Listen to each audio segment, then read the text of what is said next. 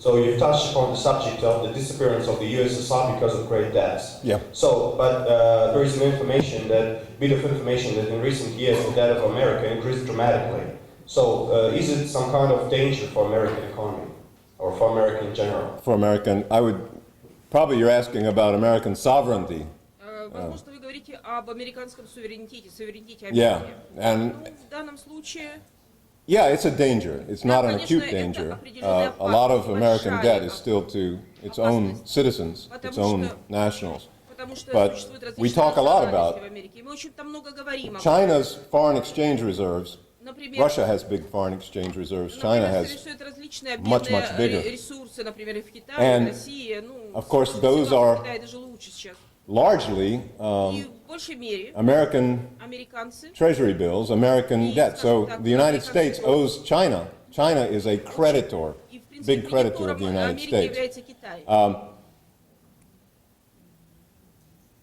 There's a risk in that, and it's often talked about in the United States. It's probably not that great. China is not in the same sort of confrontation with the United States the way the Soviet Union and the United States were. China is much too dependent on the U.S. economy as purchasers of its goods that it sells.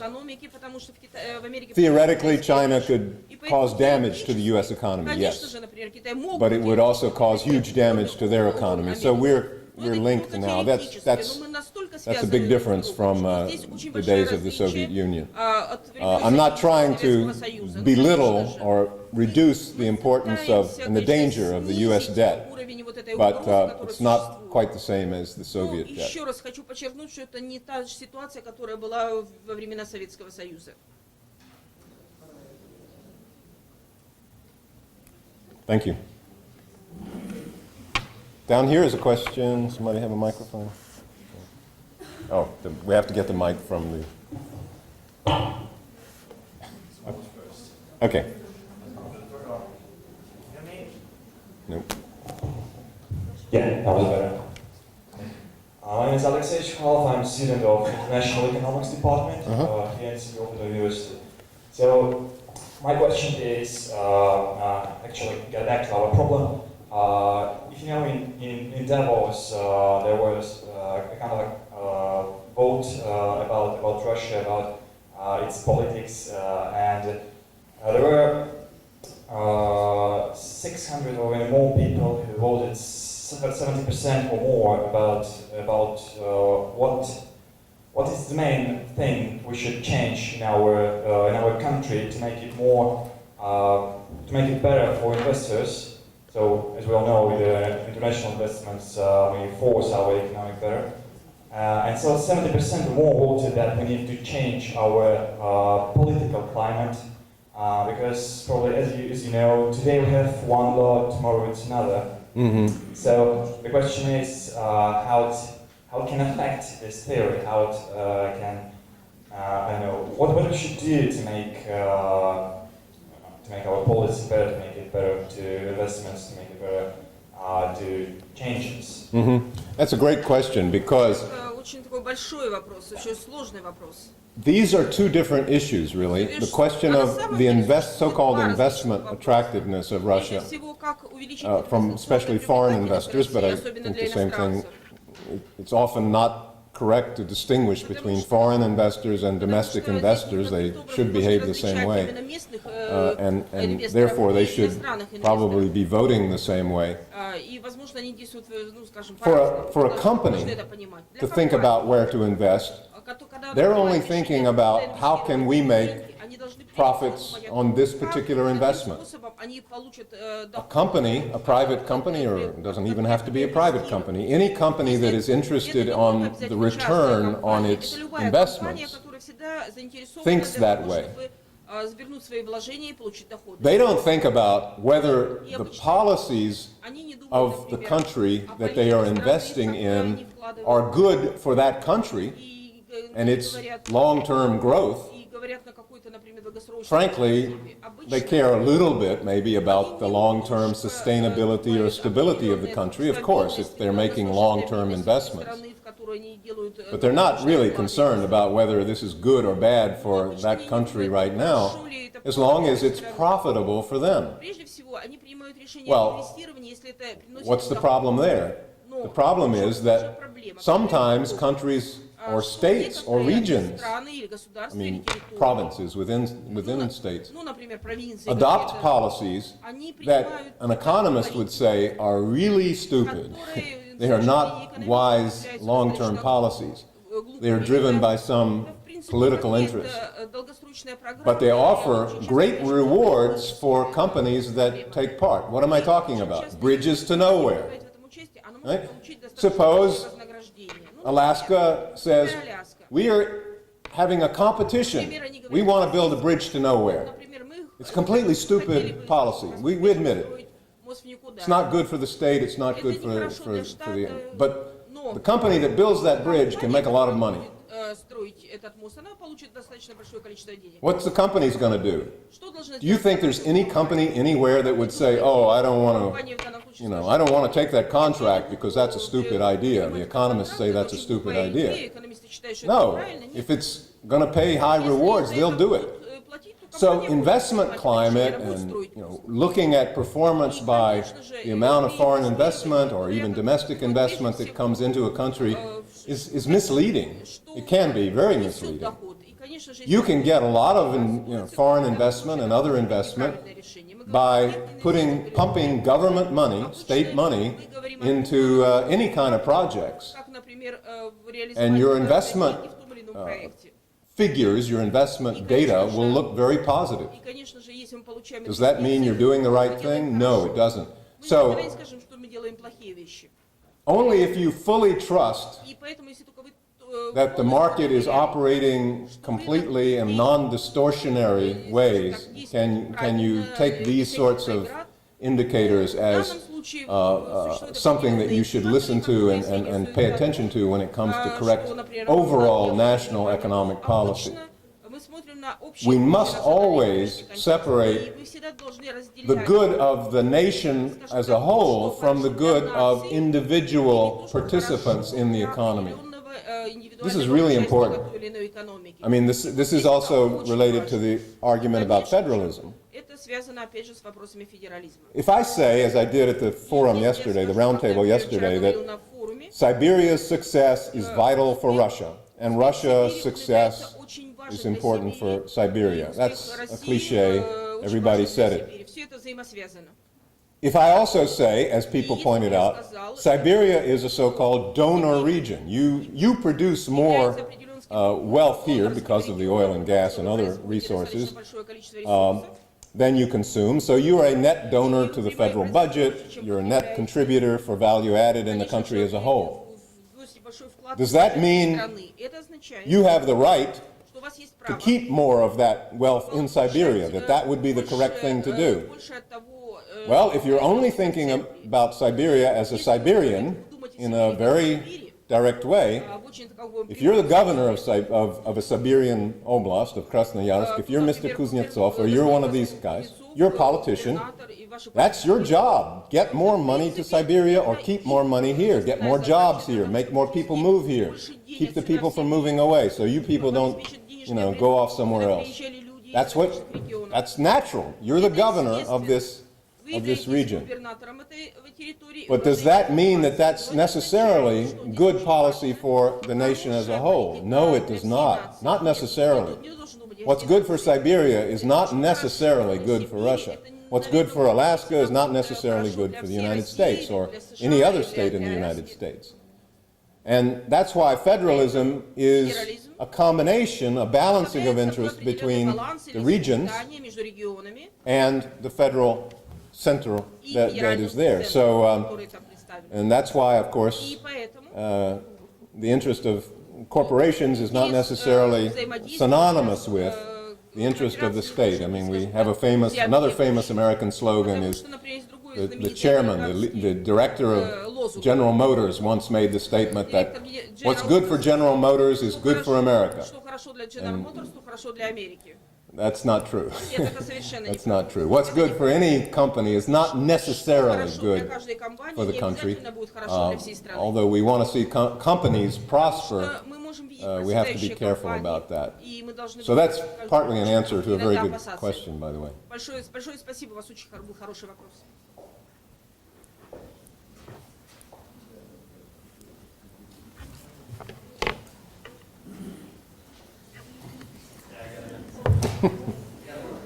Okay, good. Yeah, I got another short question. Is how do you make monopolies efficient? How do you make them modernize themselves without a competition in the Russian market here of oil and gas? How do you make Gazprom and Rosneft, cutting their losses and making them into kind of 21st century companies without influencing them politically? I mean, obviously, Putin, make those guys work more, but from the economical point of view, without opening the market, how can you do that? That's a great question. So the question is, Хороший вопрос. how do you deal with big monopolies and make them more efficient if there's not competition? I think it's almost impossible to make them more efficient without competition. So how do you get competition? First of all, one form of competition, Norway is an interesting example. They have one, essentially one oil company, and yet Norway seems to do quite well, and Statoil seems to do quite well. The reason for that is the general climate of efficiency and competitiveness in the economy as a whole, and a great deal of accountability by all government in Norway to its citizens. But it's also because Statoil is a competitor with all other international companies. And they can't operate and they do not survive just by being within Norway. They are very active, as you know, globally. And that's a good thing. So, number one, Russian companies, even a big state company like Rosneft or even Gazprom, to the extent that gas is different because until we get much more liquefied natural gas, once you build a pipeline, you're still a monopoly, even if you're doing it in other countries. But, I mean, already Gazprom is under competitive pressure both at home and abroad as the gas market changes. But in the oil sector, if Rosneft is going to get out there and be on the international markets, they're going to have to compete. And, I mean, I remember personally, the best thing I ever saw happen in Russian oil companies was when Lukoil, as really, I guess, the first of the Russian oil companies, bought up a big chain of gasoline stations in the United States. And so there, to this day, there are gasoline stations in the United States that say Lukoil. They actually own others, they don't have the Lukoil brand. But they did this in the middle of the 1990s, and I live in Washington, or near Washington, and my family lives in Southern Virginia, the state that's right next to, below Washington. And the very first Lukoil gas station was on the way as I drove down to visit my parents. And so I drove off the road and went to that gas station and took a picture of it and everything. It was quite amazing that this Russian oil company had a gas station there. Why did they do that? Not primarily because of profits at that point, but it was because they wanted to learn the best techniques, the best management, the best organization, the best marketing strategies that existed in the world, and they would get that by being on the American market. And then they brought that home to Russia. And so then some of the best gas stations, certainly by a Russian company, initially were Lukoil. I have no idea if that's true now. But I was in contact with the people from Lukoil and realized that. So my point is, this is a long answer to the question of competition globally is important. And then, of course, there is the issue, I said Norway, very, monopolized oil and gas sector. The United States, of course, is the exact opposite, and U.S. is quite different than most other countries, and so not necessarily an example for Russia. But just to give you the rough figures, at least fairly recently when I had the figures, the total number of companies operating in the oil and gas sector, actually extractive sector, in Russia. The total number was about 160 or 165. So it's at least more than people typically think. They think there's only 6 or 7. But 165. In the United States, the number of separate companies that extract oil is 22,000. Now, it's true that that sounds radically different, but actually, if you look, the number of companies you need to produce about 90% of the US oil is only 4 or something like that. I mean, in other words, it's a very skewed distribution. The overwhelming amount of US oil and gas is just like in Russia, produced by a very small number of companies. Still, that extra 10% is developed by very small companies, or owners. We have people in the US, farmers, who have like one oil well in their back, somewhere out on the back of the farm.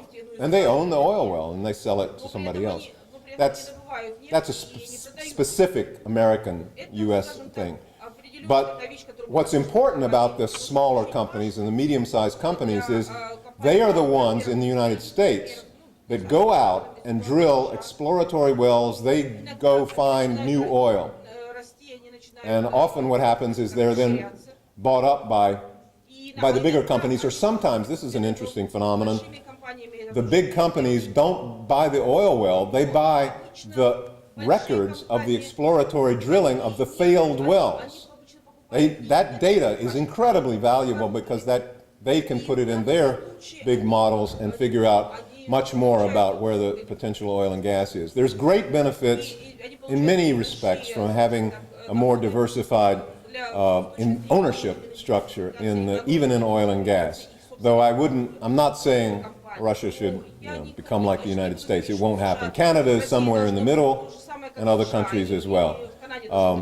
But clearly, the Russian oil gas sector is far, far too concentrated and monopolized. I think there's clearly a place where there would be great efficiency gains from competition by more opening up, including to foreign companies. And including, by the way, as you know, Putin loves to invite in these giant American or Western corporations, BP, ExxonMobil. That's the model, if you're going to have foreigners, have the biggest in the world. Smaller, I know American companies because I've talked to them, oil companies who would like to come into Russia find it almost impossible to do because they're too much subjected to all these issues of institutional abuses, raidistvo and stuff like that, corruption, shakedowns, rackets. They can't deal with that, so they stay away from Russia, and that's unfortunate. Up at the top.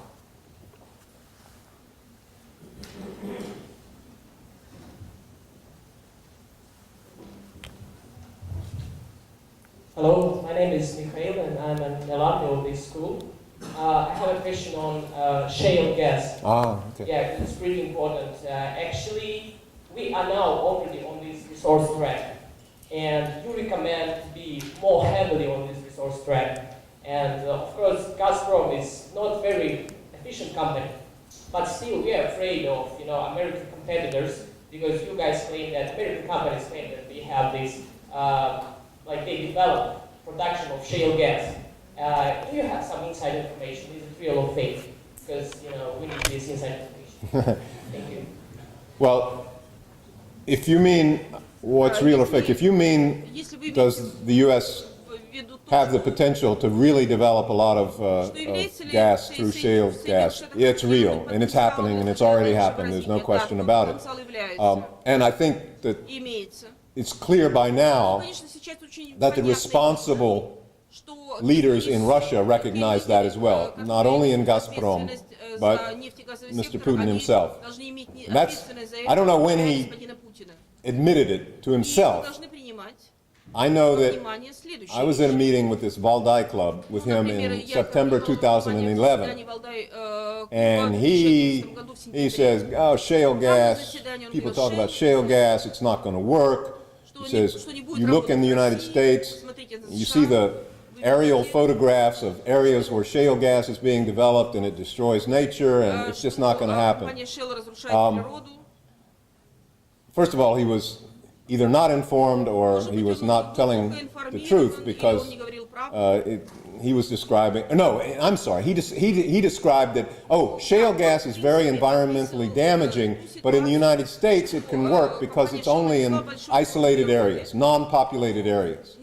Well, that's the point that's not true, because shale gas in the United States is in very densely populated areas, and of course there are issues about the environment.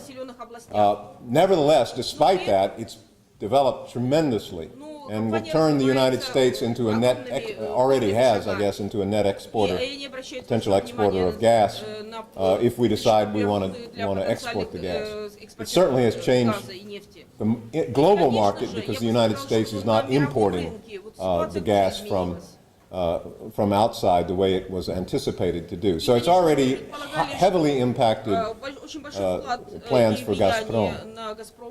Here, though, is an example of technology in the oil and gas sector. This was all because of technology. It wasn't because of discovering new deposits. It was because technology allowed the oil and gas that is down there somewhere to be extracted. That's the point about always being at the forefront of technologies, whether it be offshore development, Arctic, whether it be tight oil and tight gas, the difficult to extract oil and gas. For a company today to be competitive and a country to be competitive, they need to be on top of all these technologies. And you do that by finally abandoning the idea that we are necessarily, our technology is the best in the world. This was, in the beginning of the 90s, this was a typical attitude by the Russian oil and gas companies. They had nothing to learn from the Western companies. They had no idea what was going on in the research departments of the Western companies until they started to establish these relationships. So the best thing is for the Russian oil and gas industry to continue to be very highly integrated in joint ventures and other things with Western counterparts, both to develop oil and gas in Russia and also outside of Russia. This is a good thing. It's a very good thing. And that's the way then that Russian oil engineers, geologists, and others can be working abroad and vice versa. Exchange of technology and information that I think would be very, very, very helpful. But shale gas and also shale oil, tight oil, non-conventional oil inside of Russia is now the new, seems to be the new game. That could be an alternative to Eastern Siberian oil even, people talking about it that way. But I'll tell you, and you may know better than I do, there are so many misconceptions and such a lack of information about the whole potential for oil and gas, not just in Russia, but globally. People say things, even seemingly well-informed people make assertions and make allegations about whether the amount of oil and gas that's here or the amount that's running out, and it turns out they don't know what they're talking about. And you have to assume that the big companies, because their incomes depend on it, are doing as much as possible to find out the truth, but they often don't tell you, because that's their competitive advantage, to know where things are that you don't know about, and they're not going to tell you. It's almost like the gold rush, hunting for the gold. If you find gold, you don't go screaming out, "There's gold here." You pretend there's none there. So you're right to be skeptical, absolutely. But in this case of shale gas in the United States, yes, this is already. By now, I think it's clear. It's fact. It's not speculation.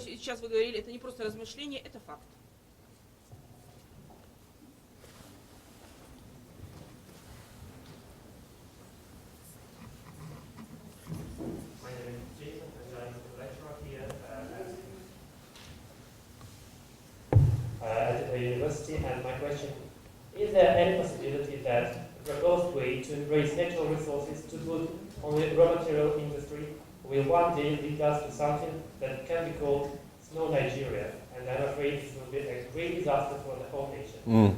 Is there any possibility that will happen?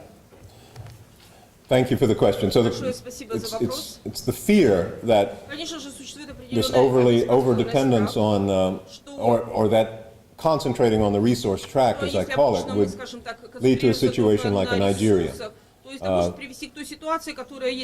In theory, that possibility is there. I think that risk is greater if you don't adopt a conscious resource track. Because what I'm advocating, or what I'm suggesting, is a track in which, as I say, there is a national priority to develop these sectors in a high technology way, as a national priority, that involves the educational component, the higher education component. It involves the big Russian companies which already exist. This is, I think, a big difference with some of the other resource-dependent countries. Big, powerful companies that can establish partnerships with their foreign counterparts on an equal basis. Russia is by now a strong state. It's not a colonial country or a former colonial country. This, I think, is one of the big differences. Russia has the Russian leadership, the Russian government has the status and the power to do this in the right way if they choose to do it. Becoming a Nigeria is absolutely not an inevitable type of track. In fact, I would think it would be, by now, a less likely probability that Russia, even if it continues on its current trajectory, would not go in that direction. So I think that's just not a realistic sort of fear. I am more afraid that Russia will lose its opportunity to take full advantage of what it has. It has great potential advantage from the oil and gas, but it needs to be very aggressive about finding out where this is moving in the future, be very sensitive to latest developments all over the world, and whether it's shale gas or other things that might happen. Certainly be aware of things in the alternative energy sphere, and these can be combined. The leading oil and gas companies in the world globally are naturally very heavily involved in alternative energy technologies. There's a lot of symbiosis there. They're not necessarily in conflict. When you train oil and gas engineers, energy engineers, and so forth, you have capabilities that can be used in many different areas.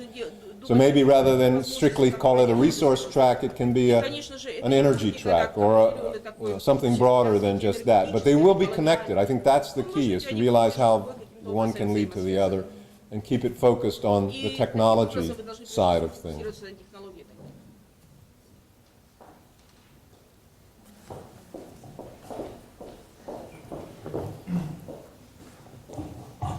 Разрешите по-русски.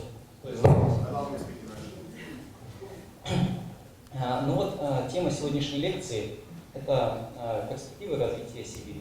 So the subject of today's lecture is the prospect of development of Siberia.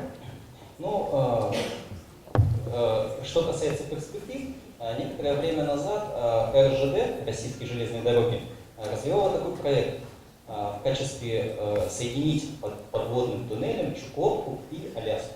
Считаете ли вы это темой своей главы номер 2 «Мост никуда»? So as for the prospect, certain time ago the Russian railroads had a project to connect with a special tunnel the Russian Far East and Alaska. Do you believe it to be also a part of your book? A bridge to nowhere, or tunnel to nowhere. Yeah, it's hard for me to justify и как бы or оценить этот rationalize economically the idea of a tunnel between Alaska and Chukotka. Symbolically, it sounds like a great thing, of course, but I'm just afraid that's not economically a very wise way to spend a great deal of money. Mr. Yakunin and Russian Railways are, I know him to some extent, and I'll tell you a story. The book, the Siberian Curse book, that was translated into Russian, ended up being translated by Alexander Bogaturov's Institute in Moscow.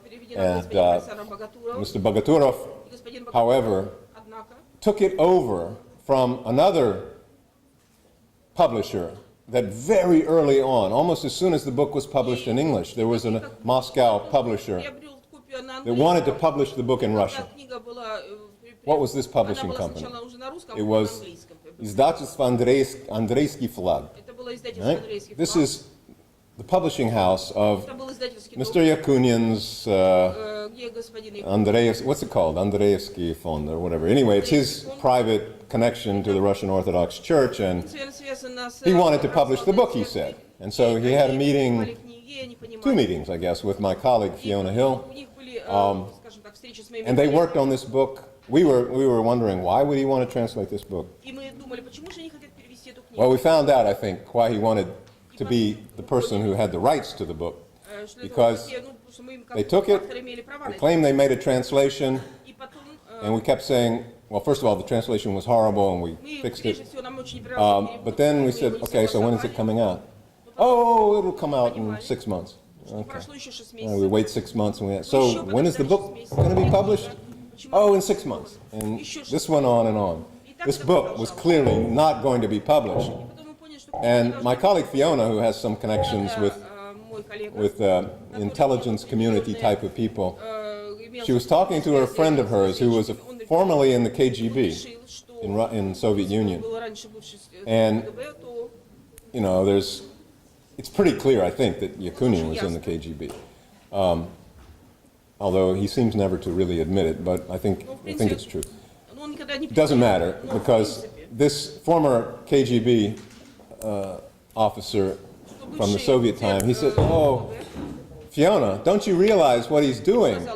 This was an old tactic by the KGB. They would get, during the Soviet period, they would get the rights to some book that they knew would be quite controversial and quite interesting for Russian readership or Soviet readership, and they would get the rights, and they would publish it, but it would be in restricted circulation. And then they would write reviews about it, given to a very small number of people. Nobody in Russia or the Soviet Union would actually be allowed to read the book, but you could say, we published that book. So he says, that's what they're doing. I mean, I can't confirm that, but then Alexander Bogaturov took it and actually published it and made it public, and it was read by a lot of people in Siberia, produced a big debate. I have some very, very good colleagues, especially from Novosibirsk. They really started a big debate about that book.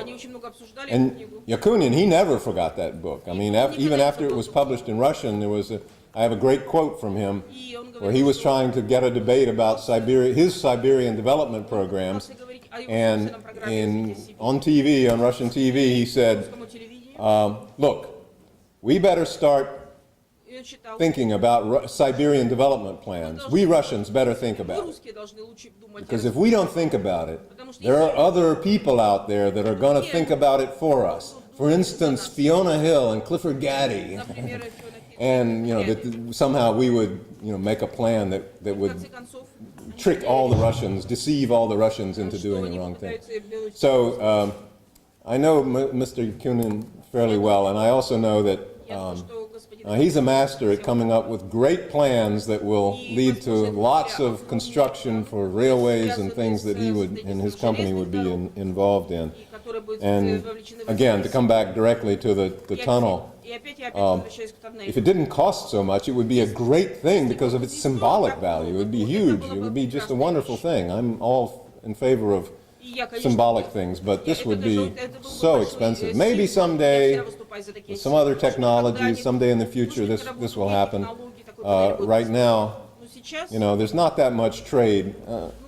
сейчас, возможно, это не Professor Inozemtsev knows these figures better than I do, but the trade between Alaska and Chukotka, or that part of Russia, is pretty minimal to justify such an elaborate, grand mega project of that конечно, type. определенный мегапроект. Господа, мы благодарим нашего гостя. Есть еще одна лекция сегодня. Поэтому те, кто интеллектуально не насытился, может через полчаса вернуться в эту аудиторию. Виктор Федорович, большое спасибо. Let me thank you all so much for being so patient and being so attentive. I wish you all the best of luck. I hope you're the kind of people that will someday be able to come and study at an American university or teach at an American university and come back to Russia, and we'll have more of our people come over here. It's a great honor to be at the Siberian Federal University. Thank you so much.